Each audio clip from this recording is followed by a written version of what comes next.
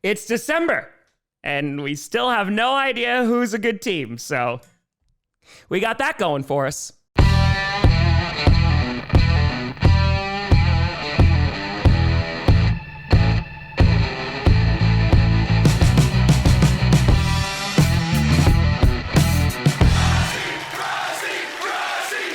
Grossi Posse Packer Nation. Welcome to an episode of Packcast, a podcast where you don't have to be Packers fan, but it sure does help. I'm your host, Tom. I have no idea what the hell is going on, and it's December. We got 5 regular season games left, so I don't know. Grossi, and today we are going to attempt, and keyword is attempt, which I feel like I have said multiple times throughout this season, to rank the top 10 teams heading into week 14.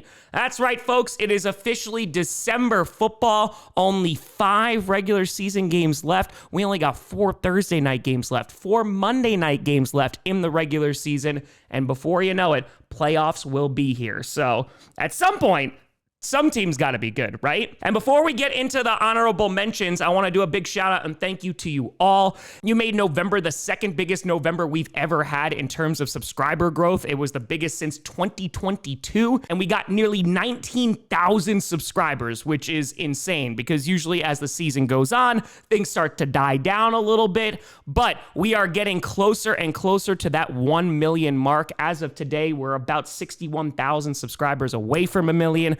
So feel free to subscribe. It is completely free to do so. We run a free show here. There's nothing behind a paywall. And on top of that, there are no sponsors whatsoever. So thank you so much for helping me achieve a goal that I've been working towards for about 11 years now. It's a little bit surreal that we're getting closer and closer. And so thank you so much because, yeah, this is a dream, man. And so to start off with our first honorable mention, you got the Houston Texans. The Texans have now won 4 straight games, and their most recent win coming over the Indianapolis Colts. And for the Texans, it has been a bit of an up and down season, but the one consistent thing has been their defense. They have one of the best defenses in the NFL, and they held Jonathan Taylor to under 100 yards, which seems to be the winning strategy if you want to beat the Indianapolis Colts. And because of their win, the Jaguars are currently not only leading the division, but are in 3rd place in the AFC, which is pretty insane. And for the Colts, they're going to have to play the Jaguars twice, the Texans again, and things are not looking so good for Indianapolis.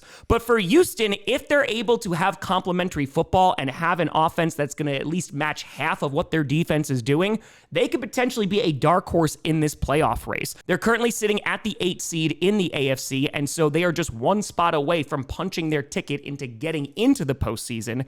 And we'll see with CJ Stroud back if they're able to get over that hump. But considering what they've been doing lately and how potent that defense is, I gotta give them at least a shout out. And who knows, if the Texans are somehow able to make it into the postseason, I know a whole bunch of opposing teams who do not want to go up against that defense. Then another honorable mention, you got the Buffalo Bills. The Bills got a big time win over Aaron Rodgers and the Pittsburgh Steelers. And oh boy, they got a defense. Their pass rush was looking good. Their run defense was playing really well.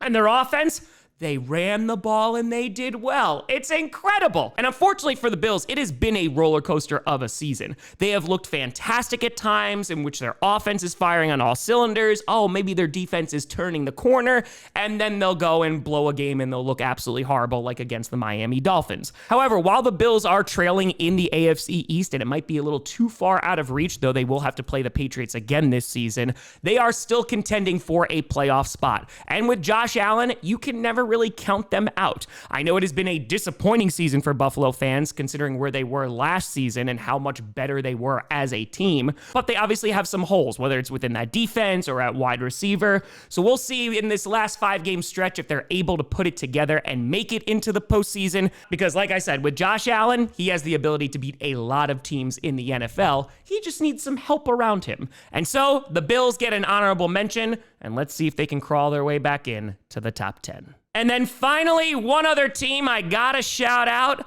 You got the Tampa Bay Buccaneers. The Buccaneers, They're starting to get healthy again. You had a returning Bucky Irving who got a touchdown this past Sunday in a very close game with the Arizona Cardinals. And Cardinals fans, I'm so sorry. You cannot stop losing one-score games. And yeah, that is really painful. And Baker Mayfield, even though he was injured last week, did return on Sunday. And for the Buccaneers, I feel like they're kind of that dark horse team if they're able to get healthy at the right time. They have been dealing with a litany of injuries all season, and now as things are starting to come together, maybe they can start making a run. Now, they do have to worry about the Carolina Panthers in their division, but as of right now, the Buccaneers are still in first place in the NFC South. We'll see if they're going to be able to hold on to that lead, but right now, they got a big win. They're starting to get healthy. And let's see how they finish off the rest of the year. And so starting off with number 10, God, they're so confusing. You got the Carolina Panthers. The Panthers. Where the hell did that come from? I was so high on the Panthers a couple weeks ago. They were in the top 10. They were one game away from taking control of the NFC South, and then they got their ass kicked by the 49ers, even though Brock Purdy was like, here's 3 first-half interceptions. But this week, going up against the LA Rams, the Panthers and Bryce Young cooked up yet another upset victory. I can't cook, can I? But you can, right?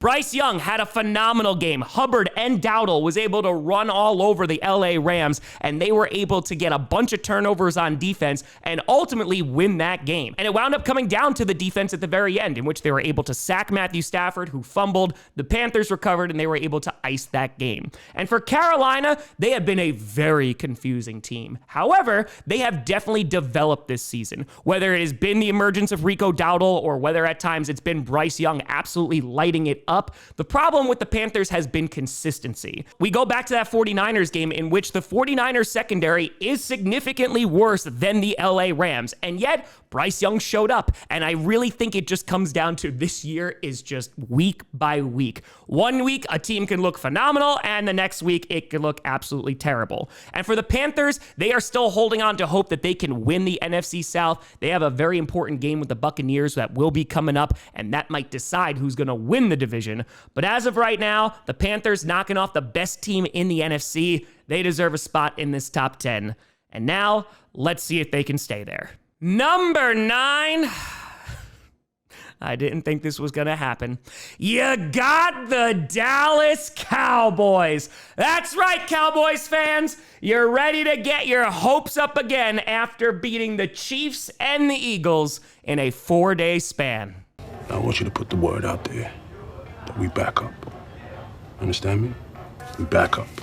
And listen, ever since the trade for Quinnen Williams, this Cowboys defense has been different. And yes, I do still have concerns about that secondary. And yes, there were a whole lot of penalties on Thanksgiving. But the fact that they knocked off 2 of the participants in the last Super Bowl in 4 days, that's pretty darn impressive. On top of that, their pass rush has gotten better. Their offense is as potent as ever. CeeDee Lamb was embarrassing McDuffie on Thanksgiving. On top of that, George Pickens has been on a tear as of late. And that offense, yeah, when they get going, they are scary. But honestly, Chiefs, imagine not tying the Cowboys.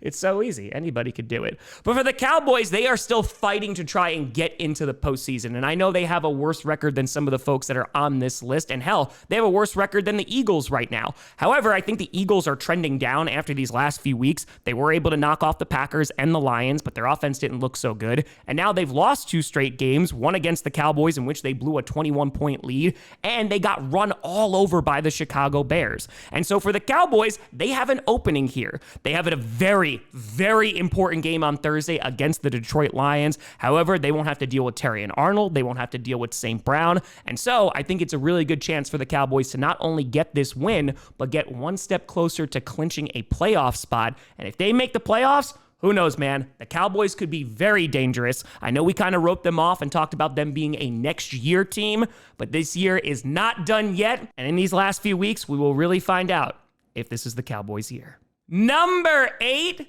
you got the Jacksonville Jaguars. The Jaguars had themselves a dominant, stress-free win against the Titans this past Sunday. Hey! Come on, man! That's too easy. Isn't it so nice to get those stress-free win, Jaguars fans? Do I know if you're good? No, but here we are. The Jaguars, as I mentioned when we were talking about the Texans, they find themselves now in first place in the AFC South, while the Colts are definitely trending downward. And on top of that, they're the third seed in the AFC. And when we talk about consistency, yeah, there has not been a lot of that for Jacksonville this year. But the one thing that has been very consistent is Jacoby Myers. Ever since trading for him with the Raiders, he has been one of the most consistent wide receivers for Jacksonville, and he has constantly been their leading receiver. And if their offense can operate like it did on Sunday, the Jaguars are going to be a tough team to beat, and they could potentially win that AFC South division. Now, of course, I think it's going to come down to Trevor Lawrence and not turning the ball over. He didn't have any interceptions on Sunday, which is definitely helpful, and they have a very important game against the Colts this Sunday in a place in Jacksonville where the Colts never really win. And so if the Jaguars are able to knock off the Colts, we might have to be taking them a whole lot more seriously. Let's see if they can string together a few more wins, and who knows, maybe the Jaguars will be AFC South champs once again. Then, number 7, you got the San Francisco 49ers. That's right, 49ers fans. You continue to be vindicated ever since I left you off the power rankings that one week. Do you like apples? Yeah. How do you like them apples?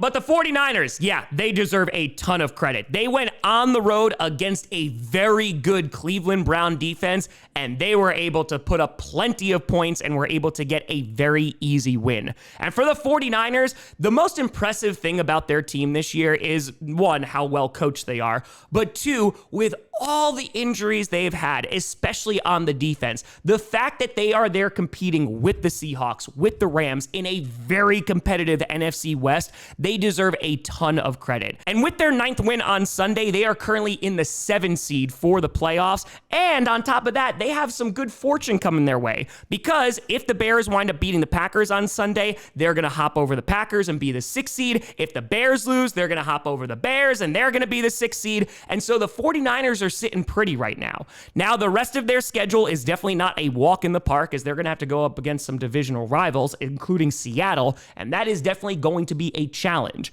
However, the 49ers deserve a ton of credit. They deserve to be in these power rankings, not only for winning 9 freaking games, but doing it with basically both hands tied behind their back. They do have an easy game coming up against the Tennessee Titans, but then after that, they got to deal with the Colts, the Bears, and the Seahawks. And so it is definitely not a walk in the park to finish the year, but 49ers, you reached number 7. I hope you're happy now. Number 6, you got the Green Bay mother-loving Packers. The Packers, bring out your brooms, because they swept the Lions this year. For the first time since 2020, the Packers swept Detroit, and that defense was looking phenomenal against the Lions. And I know Micah Parsons made every cheesehead especially thankful this past weekend.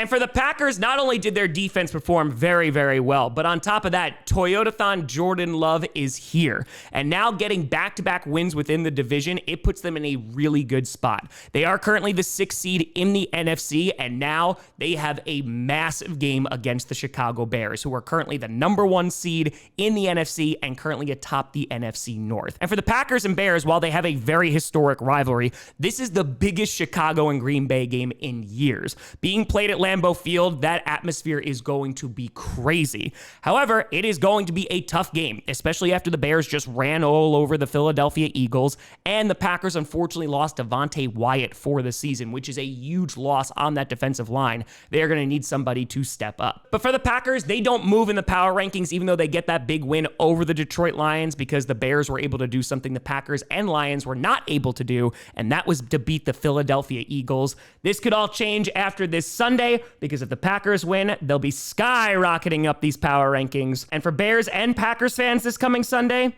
it's time to find out who's for real. Number 5. Sorry. I had no choice, okay? They forced me to do it. I had to put the Bears in the top 5. The dark deed you requested is done, sir. You got the Chicago Bears. The Bears! You did it, okay?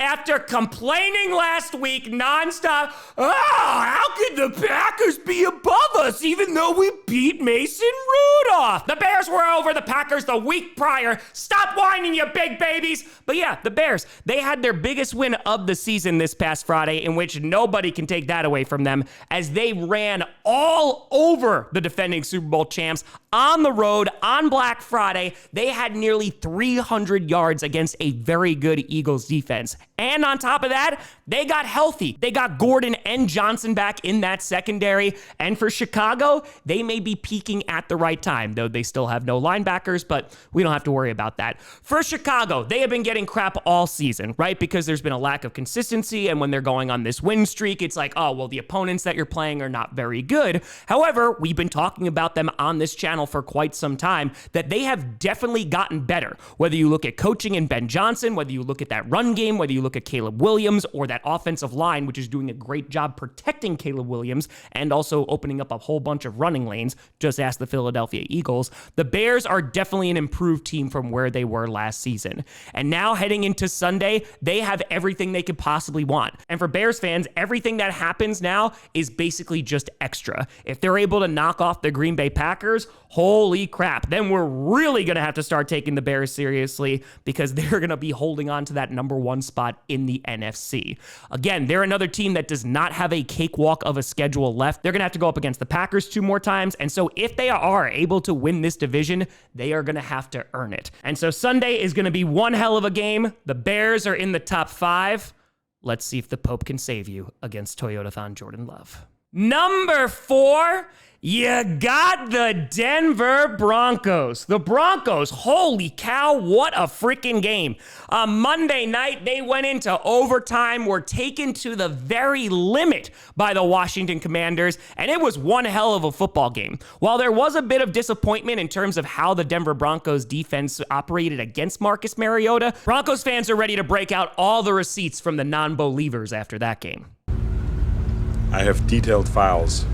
And for the Broncos offense, they played pretty darn well. Of course, they still don't have J.K. Dobbins, but R.J. Harvey, he had a pretty solid game. Bo Nix just had that one interception, which, again, I'm sorry for cursing you, Bo Nix. And they were able to eventually get the win off a defensive stop in which Nick Bonito was able to bat down a pass from Marcus Mariota that would have been a 2-point conversion and given the Commanders a win. And here's the thing about the Denver Broncos. They're another team that has been criticized for their lack of offense, these wins that they're getting are not pretty. However, at this point, it doesn't really matter, because they're still one of the best teams in the AFC. They're competing for that number 1 seed, which they were able to hold on to for an entire day before the Patriots took it back. And I repeat this, I don't think there's one single team that wants to go up against that defense in Denver in January, because it's going to be a tough time. And while the Broncos are going to move down a spot, because like I said, I wasn't really super impressed by their defense overall, I have to give a lot of credit to the Commanders because they played really damn well. I mean, hell, where did Treylon Burks come from? His first touchdown since 2022, and it was incredible.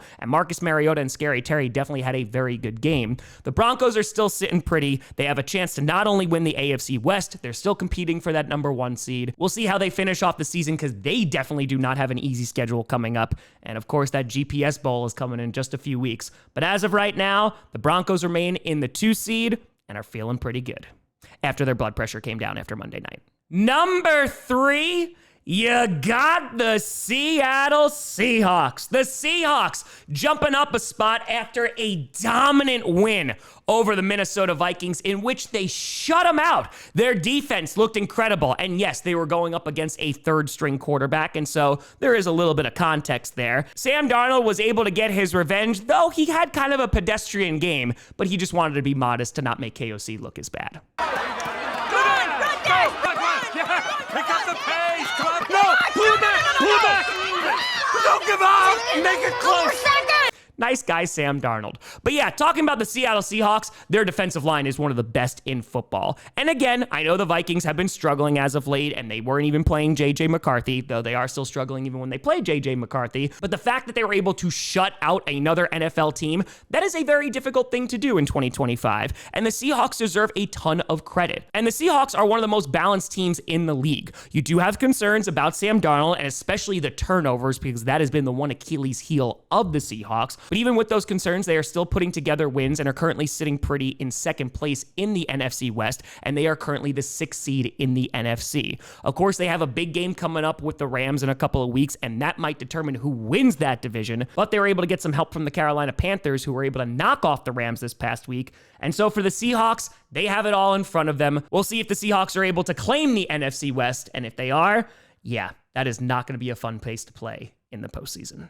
Number 2, you got the LA Rams. The Rams falling down a spot after their loss against the Carolina Panthers in a very uncharacteristic game for Matthew Stafford, who threw 2 interceptions after the NFL gives him a 9-post. The whole thing is highly suspect. It just goes to show you, 9 is cursed. But Stafford, yeah, we've been talking about him as an MVP. The Rams have been sitting on top of the power rankings the past couple of weeks. They finally started getting media attention, and then they lost. And Stafford having 3 turnovers, 2 interceptions, and 1 fumble at the very end, very uncharacteristic. And that's why I'm only dropping the Rams 1 spot here. 1, because they were able to beat the Seattle Seahawks, and 2, I still think they're a very good team, and I don't think they have a ton to worry about. On top of that, Puka Nacua, good God, that was a sensational one-handed grab, and I still think that they have the offense to compete with any team in the NFL. My concern is a little bit with the defense, which has been pretty damn good this year, but they did allow 2 touchdowns on 4th down, and that kind of stuff gives you a little bit of concern. But like I said, overall, I'm not truly worried about the Rams. I still think they're going to have plenty of opportunities to prove how good they are. Like I said, that game that's coming up with the Seahawks is one that is circled on Thursday Night Football. But as of right now, because of the loss, they fall to the number 2 spot in these power rankings, and we'll see if they can ever get back on top of the mountain. And number 1, you got the New England Patriots. The Patriots are number 1 not only in their division, number 1 not only in the AFC, but are number 1 and now decide their own fate atop these power rankings. Are you threatening me, Master Jedi? The Senate will decide your fate. I am the Senate. Drake May, so close to having his first 300-yard game, but they were able to dominate the New York Giants. That game was over by halftime, and while the Giants were able to put up some points to make it respectable, good God, was that defense hitting last night. You had multiple helmet-to-helmet hits, and they were playing a brand of hard-hitting football on Monday night. And Drake May putting together another good performance. The run game, even with Ramondre Stevenson, that looked good. I know there's plenty of fans that want Henderson over Stevenson, but hey, it keeps both guys fresh, and as long as Stevenson doesn't fumble, I think it's a good thing. And taking a look at the Patriots, their big critique has been their schedule. But for the Patriots, they don't control who is in front of them. And considering they were able to have a dominant performance against a Giants team who has taken the Lions to the limit, the Packers to the limit, and we've seen them put up a number of points, yeah, they deserve a bunch of credit here. The Patriots are on a 10-game win streak, which is absolutely insane. Mike Vrabel has really turned that team around, and they are one step closer to clinching a playoff spot.